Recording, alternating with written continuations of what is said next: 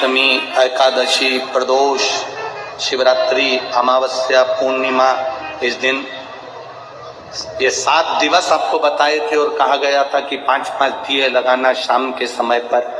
बन सके उन दिए को लंबी बाती का। कौन सी बाती का? जम के बोलो जरा। लंबी बाती का। आपको पहले भी कथा में कहा, लंबी बाती का जो दिया होता है, लंबी बाती का जो दीप होता है, वो दीप हमारे जीवन में वंश की भी वृद्धि करता है। इसलिए हमारे यहाँ पितरों का दिया, देवी जी का दिया, नवरात्रे का दीप, ये सब लंबी बाती के लगते हैं।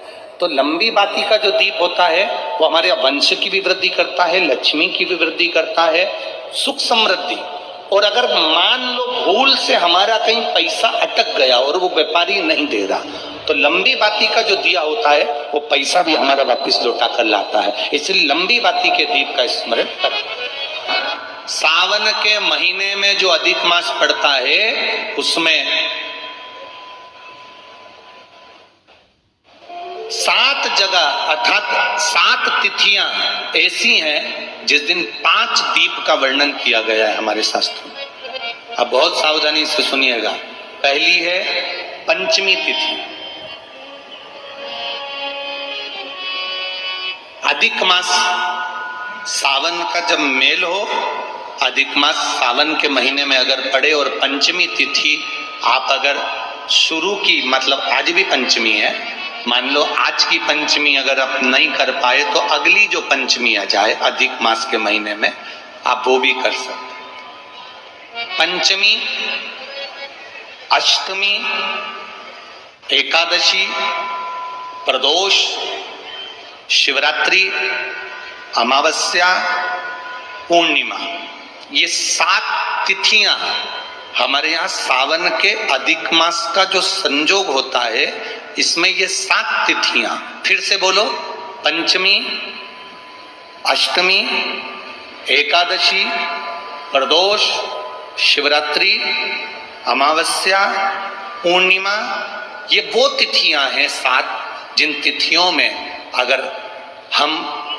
5 दीप घृत के, घी के 5 दिए अगर अपने दरवाजे के बाहर केवल भगवान की भक्ति के लिए, शिव तत्व की प्राप्ति के लिए, वैसे तो दीप लगाना चाहिए, तुलसी के क्यारे के पास लगा दो, मंदिर में लगा दो, या शिवालय पर लगा दो, या देवालय पर लगा दो।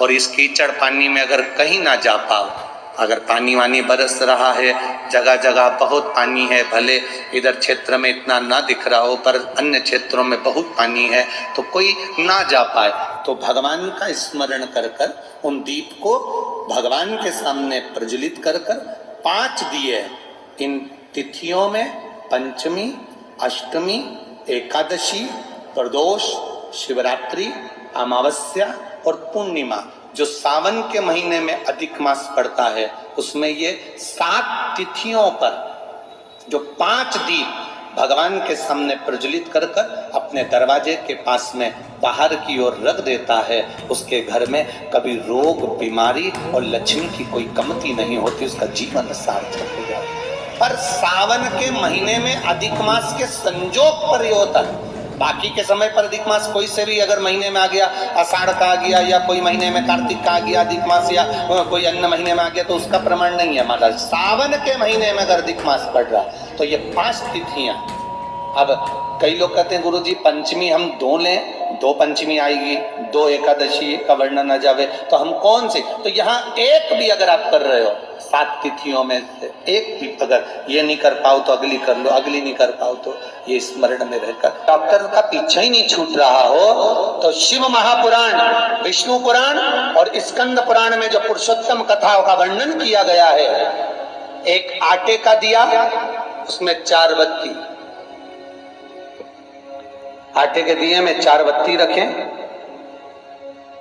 तिल्ली का तेल डाल लें, थोड़ा सा उसमें सरसों का तेल डाल लें।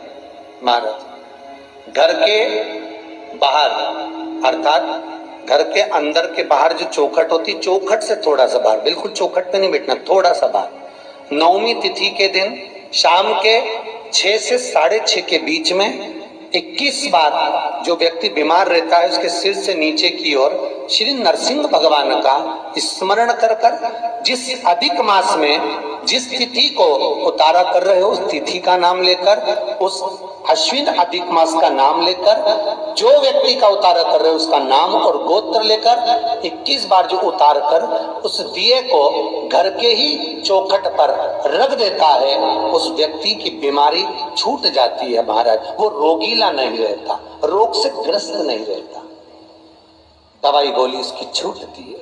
कभी ये डॉक्टर को दिखा लो, कभी वो डॉक्टर को दिखा लो, कभी यहाँ दिखाओ, कभी वहां दिखाओ, उससे छुटकारा मिलता है। सर का संवाद कर रहा है,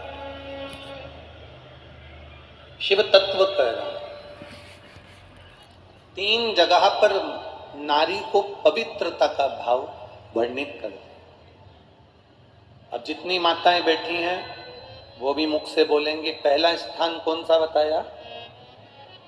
बच्चा जब छोटा है, गोदी में है, वो बच्चा